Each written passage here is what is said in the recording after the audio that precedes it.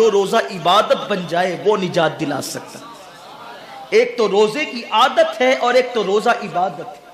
روزہ عادت اور عبادت میں فرق کیا ہے؟ عادت یہ سب نے رکھا ہم بھی رکھ لیں، یہ عادت ہے. نہ رکھیں گے تو کیا جواب دیں گے، یہ عادت ہے.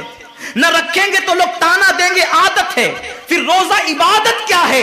روزہ عبادت یہ ہے کہ اللہ نے روزہ رکھنے کا حکم دیا ہے اور مصطفیٰ جان رحمت نے روزے کا حق یہ بتایا ہے اگر تو روزہ رکھے تو صرف بھوکا پیاسا نہ رہے بلکہ تیرا ہاتھ بھی روزے دار رہے، تیری زبان بھی روزے دار رہے، تیری آنکھ بھی روزے دار رہے، تیرا پیر بھی روزے دار رہے، تیرا کان بھی روزے دار رہے. کان روزے دار اس طرح کہ کان اللہ کے ممنوع کردہ چیزوں کو نہ سنے، ہاتھ روزے دار اس طرح ہاتھ اللہ کے منع کردہ کاموں کو نہ کرے، زبان روزے دار اس طرح کہ زبان اللہ کی ممنوع کردہ چیزوں کو ادا نہ کرے، پیر روزے دار اس طرح کہ پیر اس جگہ چل کر نہ جائے جہاں اللہ نے جانے سے منع کیا ہے. جب تو ان سارے اعضاء کو روزے دار بناتا ہے تو ایسے روزے کے معاملے میں میرا اللہ فرماتا ہے روزہ میرے لیے ہے اور میں ہی اس کی جزا ہوں.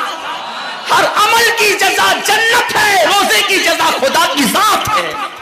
اسی لیے آقا فرماتے ہیں روزے دار کو دو خوشی ہے، ایک تو افطار کے وقت، دوسرا لقائے رحمان کے وقت، خدا کی زیارت کے وقت. صحابہ نے پوچھا آقا ہم اللہ کی زیارت کیسے کریں گے؟ آقا فرماتے جیسے تم آسمان پہ چاند دیکھتے ہو بلا تمثیل اسی طرح تم خدا کی زیارت کیا کرو گے.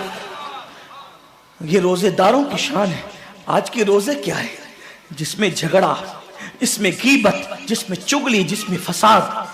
روزے کو عادت مت بناؤ، روزے کو عبادت بناؤ. احساس مٹ گیا، عبادتوں کا احساس مٹ گیا، گناہوں کا احساس ختم ہو گیا.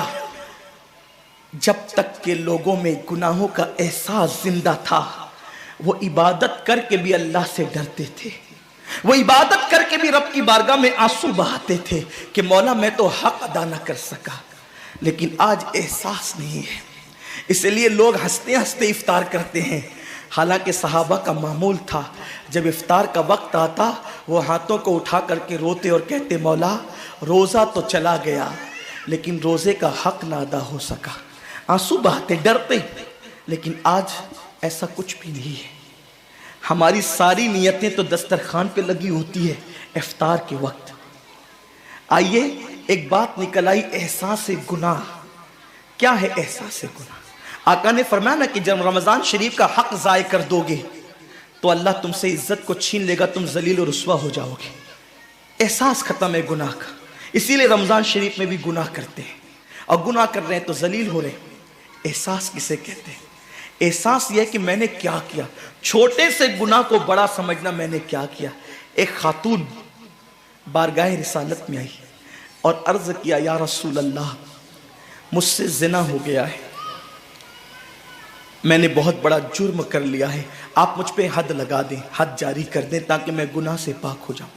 اللہ کے حبیب نے احساس گناہ دیکھ کر کے فرمایا کہ جا ابھی تیرے پیٹ میں بچہ ہے، تیرے جرم کی سزا تیرے پیٹ کے بچے کو نہیں دی جا سکتی. اگر تجھ پہ حد لگے گی تو وہ بچہ بھی ختم ہو جائے گا. جب بچہ پیدا ہو جائے اس کے بعد آنا. بچہ پیدا ہو گیا تو وہ لے کر کے آئی. آقا فرماتے ہیں تیری جان چلی جائے گی تو اس کی پرورش کون کرے گا، اس کو دودھ کون پلائے گا؟ جا اس کو دودھ پلا اس وقت تک جب تک یہ کھانے نہ لگے. وہ بچے کو 2 سال تک دودھ پلاتی رہی اور جب بارگاہ رسالت میں آئی تو بچے کے ہاتھ میں روٹی کا ٹکڑا دے کر کے آئی. بچہ روٹی کھا رہا تھا. عرض کی آقا مجھ پہ حد جاری کریں تاکہ میرا گناہ جو میرے دامن پہ لگا ہے وہ دھل جائے. حضور نے 3 مرتبہ اس کو اپنے دروازے سے ٹالا. اگر کوئی دوسرا ہوتا اس کو ڈھیل دی جاتی تو وہ بھاگ جاتا، دوبارہ پلٹ کرنا آتا. لیکن احساس گناہ تھا، گناہ کا احساس تھا کہ یہاں گناہ مٹ جائے تاکہ وہاں جواب دینے سے بچ جاؤں. اس خاتون نے 3ری مرتبہ حاضری دی، حضور اب میرا بچہ روٹی کھانے لگا ہے، مجھ پہ حد لگا دے تاکہ میں پاک ہو جاؤں۔ اللہ کے حبیب نے فرمایا اللہ کی بندی، جب اللہ نے تیرے جرم پہ پردے ڈال دیے تھے تو تو نے اظہار جرم کیوں کیا؟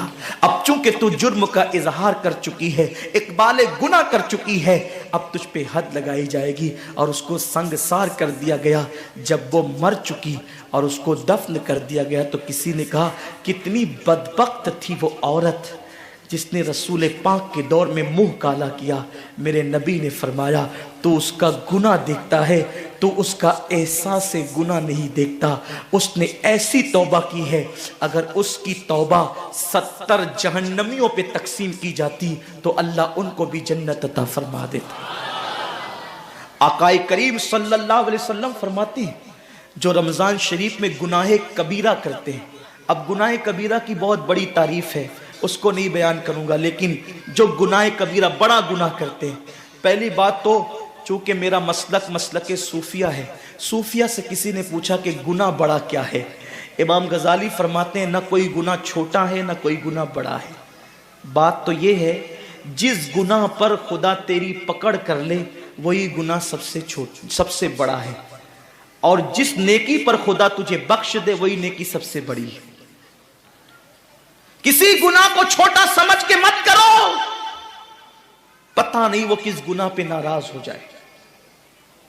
تو اللہ کے حبیب صلی اللہ علیہ وآلہ وسلم فرماتے ہیں جو رمضان شریف میں بڑا گناہ کبیرہ گناہ کرتے ہیں، سال بھر تک فرشتے اس پہ لعنت کرتے رہتے ہیں، اور اگر اسی سال اس کو موت آ جائے، اسی سال جس نے ماہ رمضان میں گناہ کبیرہ کیا تھا، اس نے بڑا گناہ کیا تھا، اب بڑے بڑے گناہوں کو گنایا گیا۔ مثال کے طور پر کسی عورت پر غلط نیت سے نظر ڈالنا یہ گناہ کبیرہ ہے، جھوٹی قسم کھانا یہ گناہ کبیرہ ہے، ناپ تول میں کمی کرنا یہ گناہ کبیرہ ہے، کسی کو دیکھ کر اس کا مذاق اڑا کے دل دکھانا یہ گناہ کبیرہ ہے، کسی کی امانت میں خیانت کرنا یہ گناہ کبیرہ ہے، ماں باپ کا دل دکھانا یہ گناہ کبیرہ ہے، کفر کرنا یہ گناہ کبیرہ ہے، بلکہ اکبر الکبائر ہے۔ 70 کی فہرست امام سیوطی نے گنائی ہے، اور پھر 70 کی فہرست گنانے کے بعد فرماتے ہیں 70 پر یعنی 1 2 3 4 والا 70 نہیں، بلکہ اللہ کے حبیب نے یہاں جو 70 فرمایا ہے یہ 70 گنتی والا 70 نہیں ہے، بلکہ کثرت بتانے کے لیے 70 ہے۔ جیسے کہ ہم کہتے ہیں نا میں نے تجھے 50 بار سمجھایا تو نہیں مانا، میں 100 بار تیرے گھر آیا تو نہیں ملا، تو اس کا مطلب یہ نہیں کہ 99 کے بعد ایک جو ملا کر کے آتا ہے وہ 100 نہیں، گنتی کا 100 نہیں، یہاں 100 بتانا کثرت بتانے کے لیے ہے، یہاں 50 کہنا کثرت بتانے کے لیے ہے۔ تو اللہ کے حبیب فرماتے ہیں 70 بڑے گناہ ہیں، یعنی اتنی طویل تعداد میں اتنی کثرت سے ہے بڑے گناہ کہ تم ان کو شمار نہیں کر سکتے، بس اتنا کہ جس گناہ پہ خدا ناراض ہو جائے وہ بڑا گناہ۔ تو جس نے رمضان شریف میں قصدن بڑا گناہ کیا، قصدن، نماز کو چھوڑنا بھی گناہ کبیرہ ہے، نماز کو ترک کرنا بھی گناہ کبیرہ ہے۔ میرے آقا صلی اللہ علیہ وسلم کے دیوانوں، کھیل کود میں وقت کو ضائع کرنا، وقت کا ضیاع، یہ بھی گناہ کبیرہ ہے۔ آقا فرماتے ہیں جس نے رمضان شریف میں گناہ کبیرہ کیا، اس رمضان سے لے کر آنے والے رمضان شریف تک فرشتے اس پہ لعنت کرتے ہیں۔ یہ لعنت کیا ہے؟ لعنت سمجھتے ہیں؟ لعنت کا مطلب یہ ہے جس پہ لعنت پڑی وہ ہمیشہ کے لیے اللہ کی رحمت سے دور ہو گیا۔ انسان کی لعنت کیا ہے؟ انسان کی لعنت، ایک جانور پر حضور علیہ الصلوۃ والتسلیم کسی صحابی کے جانور پر بیٹھے تھے، وہ دھیرے چل رہا تھا، کسی نے کہہ دیا کہ اس پہ لعنت ہو یہ دھیرے چلتا ہے۔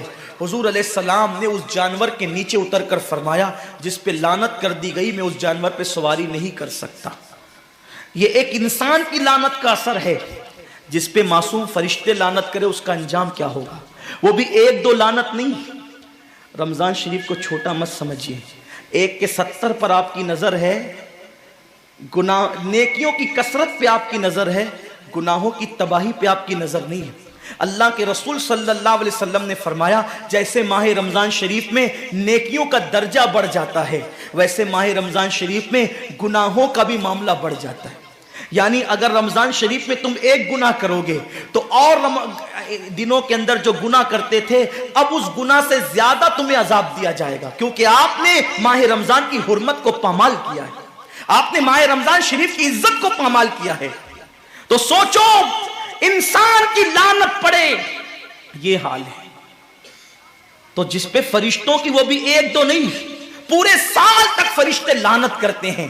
اور اللہ کے نبی صادق و مصدوق نبی نے فرمایا کہ اگر وہ اسی سال رمضان شریف آنے سے پہلے مر جائے تو اس کے پاس کوئی نیکی نہیں ہوگی جو اس کو جہنم کی آگ سے بچا سکے, اور اس کا ٹھکانہ تو جہنم ہی ہوگا. خدا کے لیے اپنے حال پہ رحم کرو, اپنے آپ کو جہنم کا ایندھن مت بناؤ. ہمارا جسم اتنا طاقتور نہیں ہے کہ ہم اپنے جسم پر جہنم کے عذاب کو برداشت کر سکے. میری قوم کے جوانوں, اپنی جوانی پہ اترانے والوں, اپنی قوت پہ ناز کرنے والوں, اللہ کے رسول صلی اللہ علیہ وسلم فرماتے ہیں کہ جہنم کی آگ کی ایک چنگاری اگر دنیا کے سمندر میں ڈال دی جائے تو دنیا کے سارے سمندر آگ سے بھڑکنے لگے. اس چنگاری کو, وہ جہنم کی چنگاری کو سمندر ٹھنڈا نہیں کر سکتے, بلکہ سمندر کو وہ ایک چنگاری بھڑکا دے گی اور سمندروں کے اندر آگ لگ جائے گی. جو ایک چنگاری سارے سمندر کو بھڑکا دے, اللہ اکبر, اس جہنم کے اندر یہ چھوٹا سا وجود جو چھوٹی سی, اللہ اکبر, اگر بتی کے چٹکے کو برداشت نہیں کر سکتا, جو چراغ کی لو کی تیز کو, جو چراغ کی لو کی حرارت کو برداشت نہیں کر سکتا, جو سگریٹ کے چٹکے پر بے قرار ہو جاتا ہے, یہ چھوٹا سا وجود جب جہنم کے اندر داخل کیا جائے گا